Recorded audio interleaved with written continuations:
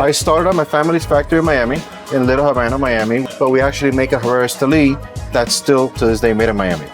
When I joined my family's factory, we had 2 cigars that we made. Okay. And that was it. Growing up, I would go to my aunt's house, and my uncle was always smoking a cigar. And I loved that smell in the house. So it just stuck to me. Yeah. So I love fishing. So I would go on my bike to this little cafeteria, and they would sell like what we call fumas, short filler cigars. Okay. 25 cents, 35 cents. So I would grab my cigars, and off I went fishing for the day. Fast forward, now I joined the family business, and by that I wasn't smoking those cigars. I was already buying different stuff, and that's what I enjoyed smoke, Okay. which was very different from the cigars that we were making in the factory. If you know Cuban people, especially older Cuban people, they're very proud of what they have, and you know. So here I am smoking other cigars other than ours every day in the factory. So it kind of became an issue. Why are you smoking this? And you can smoke as much as you want, blah, blah, blah. Right. So I'm like, all right, I need to have something made here that I enjoy. The cigar rollers, they get paid by how many cigars they roll. Right. So here I am. Hey, can you make me 10 of this? Hey, can you make me 10 of this? So it became a problem. So I'm like, okay, I'm gonna learn how to make cigars. So I taught myself how to make cigars. I would stand, you know, watch them doing, and then I would go to my thing and kind of do the same thing, get the bunch, make the molds. So I learned how to make cigars. I learned how to put the wrapper on. And then I just started learning about tobacco. You know, we had tobacco from Nicaragua, from Mexico, from Honduras, from Dominican Republic. But I didn't know what the differences were. They were just dried up leaves. I had no idea. So I started learning.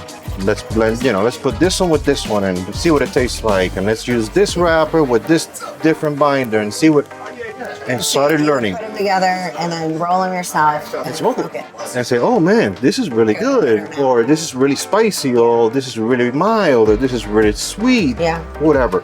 And so I learned how to blend cigars basically out of necessity to create some, you know, stuff that I would like. Yes. Now, during that same time, there was this kind of little boom of companies wanting a boutique cigar.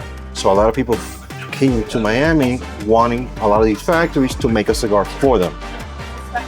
They started coming to us. And so I started making cigars for different people, as well as our own house cigars. By that point, we had the 2 that we originally had, which I switched. I tweaked and changed the blend a little bit, and then I had made 2 different blends. Okay. And started making blends for other people. Those brands are what were getting really high praises, getting noticed and recognized in the market. Yeah.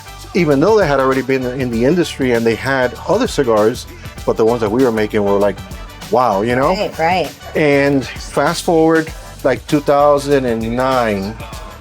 Jonathan is, you know, following a lot of these cigars that I'm doing, a lot of these companies and stuff. And he approached me at a trade show one day. He's like, hey, I have this idea. He tells me, I want to bring Cuban influence into Jewish thing. Nice. And so we started talking, and in 2010, joined Jewish thing.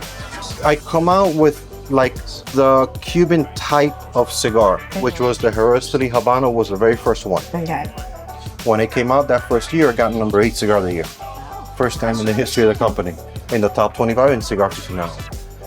Here comes the second year, and the Norteño comes out. So the one with first the year, green, the first white and green, white and red. This was the first year. Number 8. Number 7 the next year, and then after that one, they're like, hey, we want you to blend all the stuff for Jewish State. Nice. So at that point, then I started blending everything that fell what I call under the Herrera Esteli umbrella, which is the Habano, the Norteño, the Brazil, some other store exclusives that have come out, and then the Undercrown Shade, which is the white with the gold over here. Oh, okay. This cigar was the very first one that I did for Drew Estate after becoming the master blender of the company. Okay. So everything that has come out after that is stuff that I've blended with the team in Nicaragua. Yeah, I loved cigars, like I said, since a very early age, and just to see, you know, the creations that come out of dried up leaves, you know, and how every single cigar tastes different. Using Yes. dried up leaves, it's amazing to me, you know.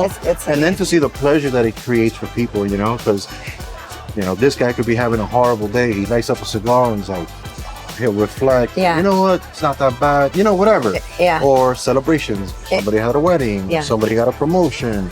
It's What funny. do they smoke a cigar? Yeah, it's funny. Cigars, I feel, are always like social, but Yeah. like always for a good purpose, like to relax, Yes. to celebrate something. You know, it's Yeah. always happy moments. Yeah. Or to make their bad days better. Better. You know. Yeah. So it's a beautiful thing with cigars. Thank you for sharing that. Absolutely. It's great. Absolutely. Awesome. Absolutely.